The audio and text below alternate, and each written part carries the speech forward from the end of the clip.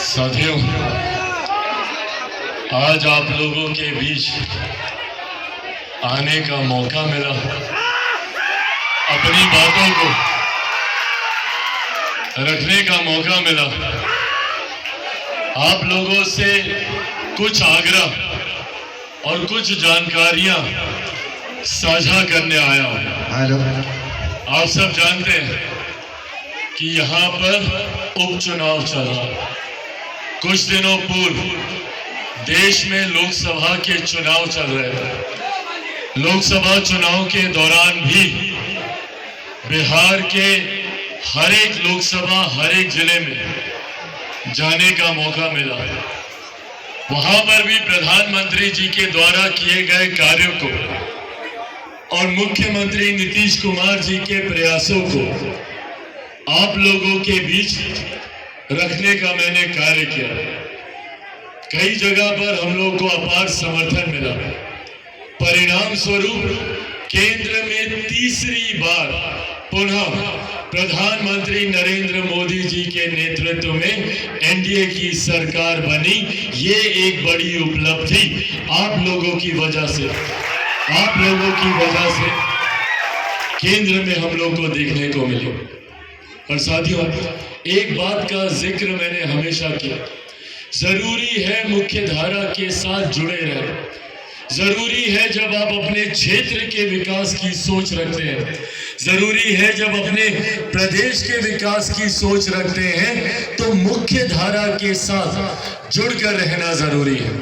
मैंने चुनाव प्रचार के दौरान कई जगह इस बात को कहा था, और जहां पर संभवतः हम लोग जीत हासिल नहीं कर पाए, उन जगहों पर भी इस बात को मैंने अंकित करने का काम किया था कि एक ऐसे नेता, एक ऐसे सांसद या एक ऐसे विधायक को जिताना जरूरी है जो केंद्र सरकार या राज्य सरकार के साथ मिलकर आप लोगों की समस्या का समाधान कर सके, आप लोगों के जुड़े विषय को भारत की संसद और बिहार की विधानसभा तक पहुंचाने का कार्य कर सके।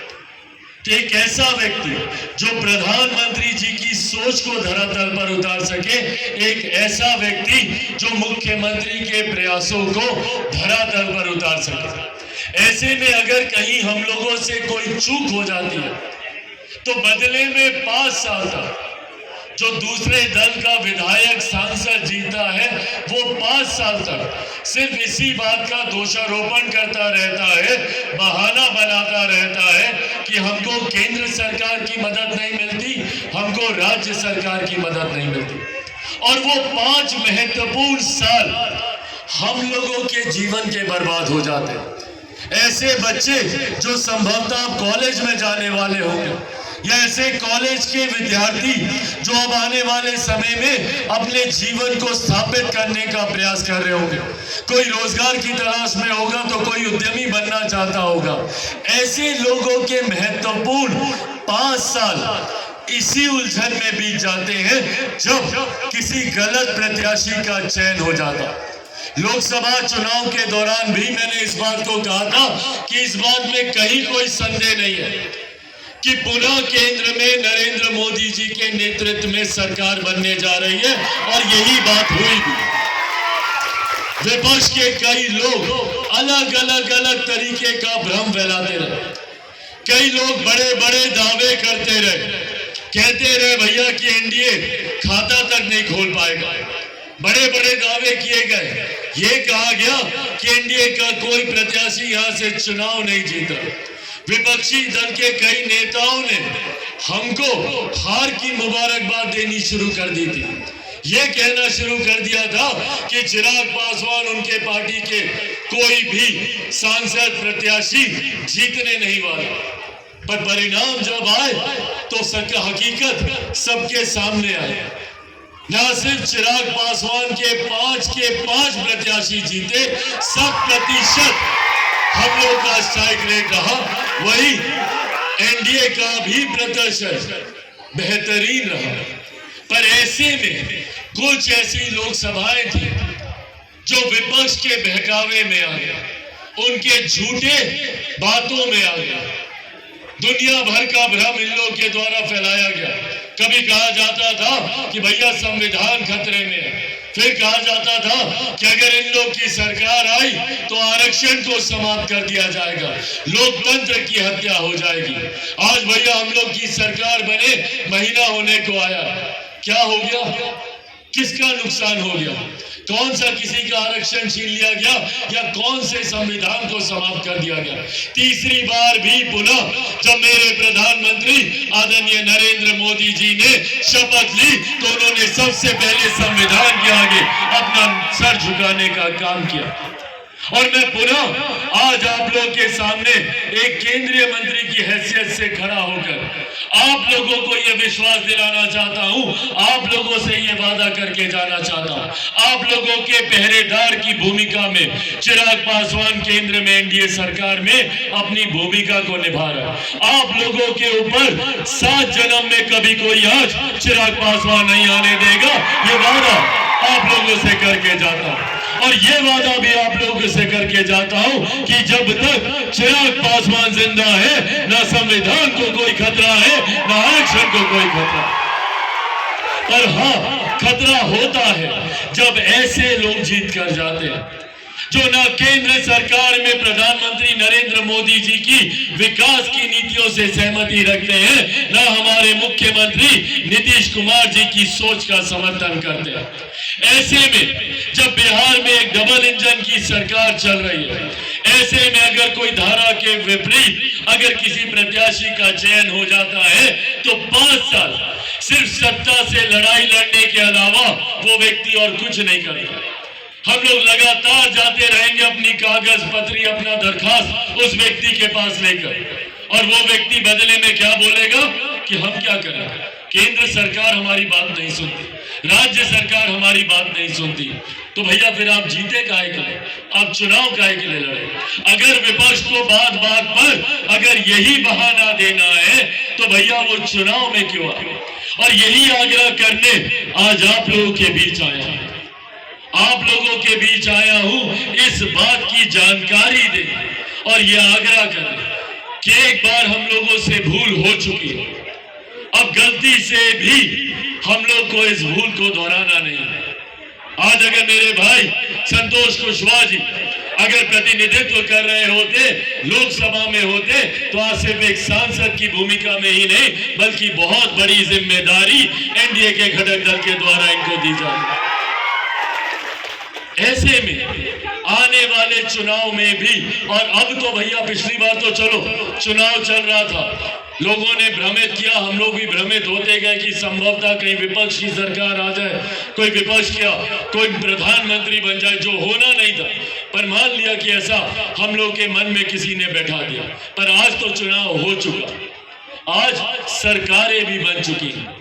ये बात भी तय है कि केंद्र में एनडीए सरकार का प्रतिनिधित्व मजबूती से हमारे प्रधानमंत्री नरेंद्र मोदी जी कर रहे हैं, तो वहीं बिहार सरकार में एनडीए का नेतृत्व हमारे मुख्यमंत्री नीतीश कुमार जी भी कर रहे हैं। ऐसे में जब दोनों जगह सरकारें तय हैं और सरकारें बन चुकी हैं, ऐसे में आप लोगों के दिमाग में कहीं कोई उलझन नहीं होनी चाहिए, कहीं किसी तरीके का संदेह नहीं होना चाहिए। बहुत सारे प्रत्याशी आएंगे, बड़ी बड़ी बातें करेंगे, संभवतः कई लोग हमारे ही नाम का इस्तेमाल करेंगे, पर ऐसे में अब हम लोगों को सोचने की जरूरत है और एक ऐसे नेता को चुनकर यहां से भेजने की जरूरत है जो जीतते ही, जब यहां से जीत कर जाएंगे, सीधा आप लोगों की समस्या का समाधान करने के प्रति अपनी जिम्मेदारी निभाने का काम करेंगे। इसके बाद कोई नई सरकार नहीं बननी है, कोई नया शपथ ग्रहण नहीं होना, सरकारें बन चुकी है, बस सीधा यहां से विधायक जीत कर जाएंगे और जाते ही आपके लिए जो जो कार्य चुनाव प्रचार के दौरान जो जिम्मेदारी जो वादा ये आपसे किए, और ठीक है भैया संतोष जी, हम लोग बैठे हैं ना यहाँ, हम लोग करेंगे, सुनिश्चित करेंगे इस बात को कि आप लोगों से जुड़ी जितनी भी समस्याएं हैं उसका कैसे समाधान हो सके। उमेश भाई यहाँ पर मौजूद हैं, यहाँ पर पूर्व मुख्यमंत्री आदरणीय जीतन राम मांझी जी यहाँ पर मौजूद है, संतोष जी यहाँ पर मौजूद हैं। हम सब लोग आज अगर इनको जिताने आए हैं तो ये विश्वास भी अपनी तरफ से हम लोग दिलाने आए हैं कि जब आप यहां से हमारे एनडीए के प्रत्याशी, जेडीयू के हमारे नेता कलाधर मंडल जी को जब आप यहां से जिता कर भेजिएगा तो आने वाले दिनों में एक विधायक के रूप में आपकी हर समस्या का समाधान करने का ये कार्य करें। और न सिर्फ समस्या का समाधान बल्कि प्रधानमंत्री जी की जितनी योजनाएं, एक से एक योजनाएं आज प्रधानमंत्री चला रहे। महिलाएं यहाँ पर इतनी भारी संख्या में मौजूद है। महिलाओं के सम्मान के लिए शौचालय बनाने की बात हो या उज्ज्वला योजना के माध्यम से घर घर गैस कनेक्शन देने की बात हो, या कोई भी गरीब व्यक्ति आर्थिक अभाव में इलाज से वंचित ना रह जाए, आयुष्मान के माध्यम से 5-5 लाख रुपए का हर गरीब व्यक्ति को मुफ्त इलाज देने की बात हो, या देश की नहीं दुनिया की सबसे बड़ी गरीब कल्याण की योजना जो हमारे देश में चलाई जा रही है, जिसके तहत देश में 80 करोड़ लोगों को आज की भी तारीख में मुफ्त में अनाज मिल रहा है। ये तमाम देन हमारे प्रधानमंत्री आदरणीय नरेंद्र मोदी जी की। पर लोग चाहते नहीं कि इन योजनाओं का लाभ किसी गरीब परिवार को मिले। अगर ये विपक्षी दल के नेता जीत कर आते, भारी संख्या में आते, तो इन तमाम योजनाओं को ये लोग बंद करने का काम करते। आज यहाँ पर मुझे बताइए कितने लोगों को प्रति माह 5-5 किलो अनाज मिलता है? हाथ उठाकर बताइएगा। अनाज मिल रहा है ना? ये देन प्रधानमंत्री जी की है। अगर ये विपक्षी दल के नेता, अगर ये लोग जीत कर आते, इन तमाम योजनाओं को बंद करवाते। और ऐसे में ये सुनिश्चित करेंगे विधायक बनने के बाद मंडल जी, इनकी जिम्मेदारी होगी कि अगर कोई परिवार इससे अछूता रह गया, जिसको केंद्र सरकार की योजना या राज्य सरकार की योजना का लाभ नहीं मिल रहा, हर उस व्यक्ति, हर उस परिवार को उसका लाभ मिले, इस बात को सुनिश्चित कराने की जिम्मेदारी आदरणीय मंडल जी की होगी। इसीलिए साथियों, आज अंत में बस ये आग्रह करने आया हूं, पुनः ये बोलूंगा, मुख्य धारा के साथ जुड़िए। केंद्र में एनडीए की सरकार है, राज्य में एनडीए की सरकार है। ये जिम्मेदारी हम सब की बनती है कि एक ऐसे प्रत्याशी को यहां से जिताकर भेजें जो जीतने के बाद मुख्यमंत्री जी के बगल में बैठकर हम लोगों की समस्या का समाधान करे, प्रधानमंत्री जी से बातचीत कर बड़ी से बड़ी योजना अपने क्षेत्र में लाने का काम करे। ऐसे में कलाधर मंडल जी का समर्थन पूरा एनडीए मजबूती से करता है। और आगामी कितना 10 तारीख को मतदान है ना? 10 तारीख को है ना मतदान? कीजिएगा ना सब लोग भैया? कितना नंबर पर बटन दबाइएगा? कितना नंबर? सब लोग को जानकारी है 1 नंबर का? चाची बताइए तो 1 नंबर दिखाइए सब लोग। 1 नंबर पहले 1 नंबर पर कौन सा छाप? तीर छाप पर बटन दबाकर जब आप लोग तीर छाप पर बटन दबाइएगा तो प्रधानमंत्री नरेंद्र मोदी जी, हमारे मुख्यमंत्री नीतीश कुमार जी को आप लोग मजबूत करने का काम कीजिएगा। आदरणीय जीतन राम मांझी जी को आप लोग मजबूत करने का काम कीजिएगा।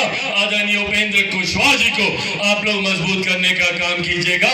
और तो और आप लोगों का बेटा, आपका भाई चिराग पासवान को भी आप लोगों का ये वोट मजबूती देने का काम करेगा। इस उम्मीद के साथ कि अगली मुलाकात जब आप लोग के साथ हो तो ऐसे में हमारे भाई आदरणीय कलाधर मंडल जी यहाँ से विधायक की भूमिका में हो, इस उम्मीद के साथ आप लोगों को यहाँ पर आने के लिए, इस बरसात के मौसम में भी इस भारी संख्या में अपना समर्थन देने के लिए बहुत बहुत धन्यवाद। जय हिंद, जय बिहार। बहुत बहुत धन्यवाद। अब हम समूह के गार्जियन, हम पार्टी के